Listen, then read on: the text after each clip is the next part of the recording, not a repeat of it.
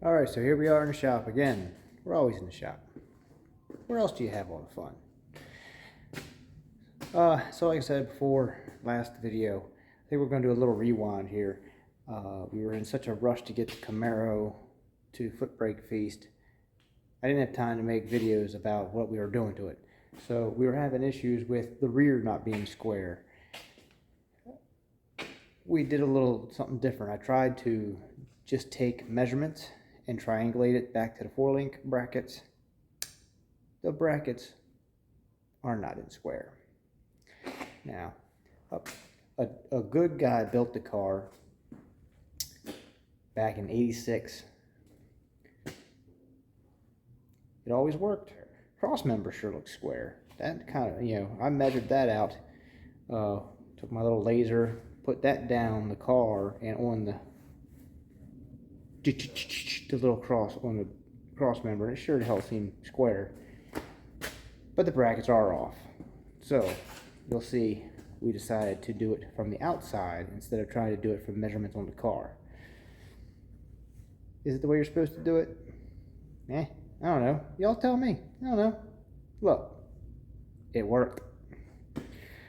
So we're gonna show a little bit of that,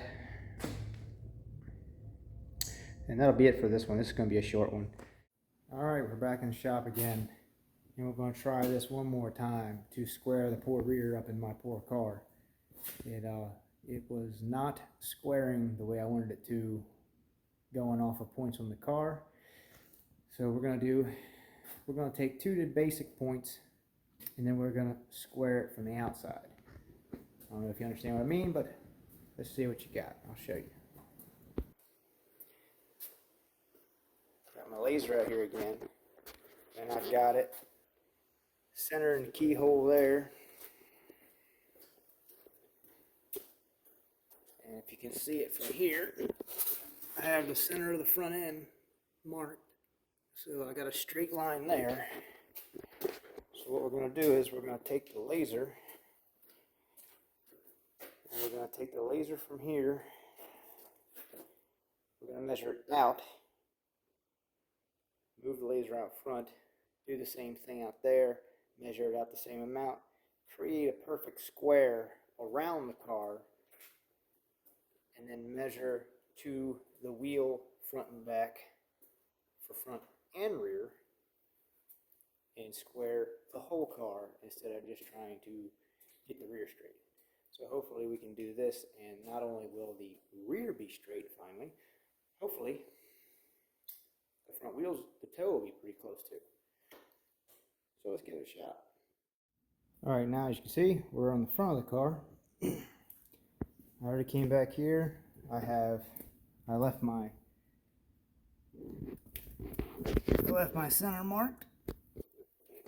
I got marks side to side at 50 inches each. And see what I'm going to do is I'll come up here. Now I know that this is square to the back. I'll come out here and measure 50 inches on each side, and I'll have a perfect rectangle around the car, hopefully. Alright, so now, as you can see, we got this over here now. Now I have a squared laser line back to there. So now I'll have a square line here to go off of the car. But at the same time, if I cross this over, it's hitting my mark there, and it's hitting my mark here. And then when you're a tool junkie and you have two lasers, now I have a laser going from here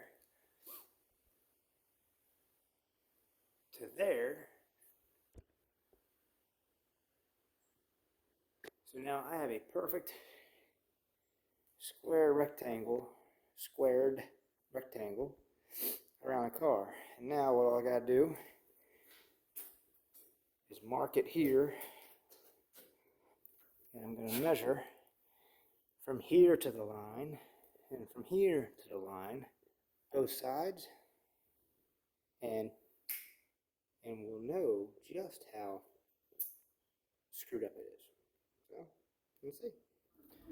All right, so let's see what I got here. I'm going off of the rim inside. I'm going off the bolt heads just because, I don't know, I thought it'd be easier. And there's my line. Oh, let's see if I can see it. I am right on 25. And you can do this just like you're doing a bore gauge. If it's off, it gets the closest measurement, or the shortest measurement, is square. So I can rock this back and forth, and it rests right on, it's right on 25. And put it on this bolt on this side of the wheel.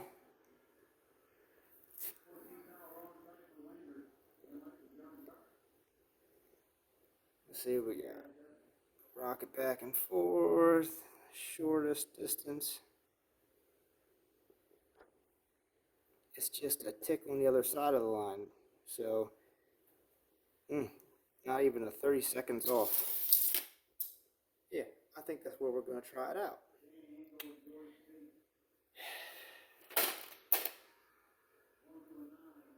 know what I mean? Now, truth be told, to get it to this, the lower four-link bars ended up almost 2 turns difference in length.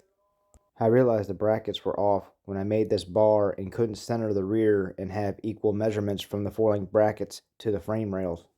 And if you're wondering if it worked and you missed the last 2 videos, here you go.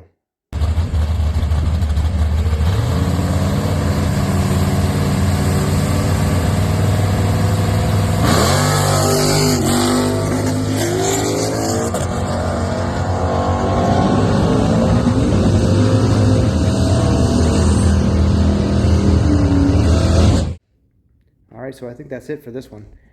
I think next I got a Ford 600 stuck in front of my shop now, which is why I can't switch the cars, because I found a brand new in the bag solenoid for that tractor when I got it running in the shed at the farmhouse.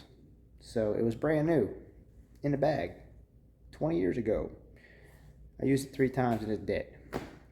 So we're gonna have a little fun with those. I'm gonna try to get one of them in the shop. I have to work on the hydraulics and then bring you all another exciting video.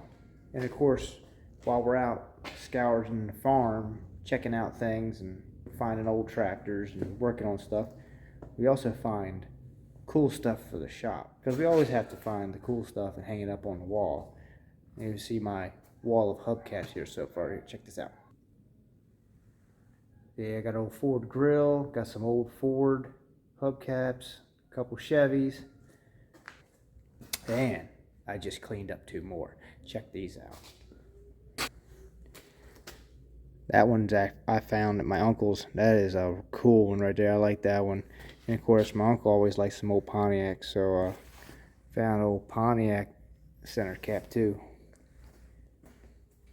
So we just spray 9'd them off real quick. We're gonna get them up on the wall, because you gotta have all the cool stuff in the shop.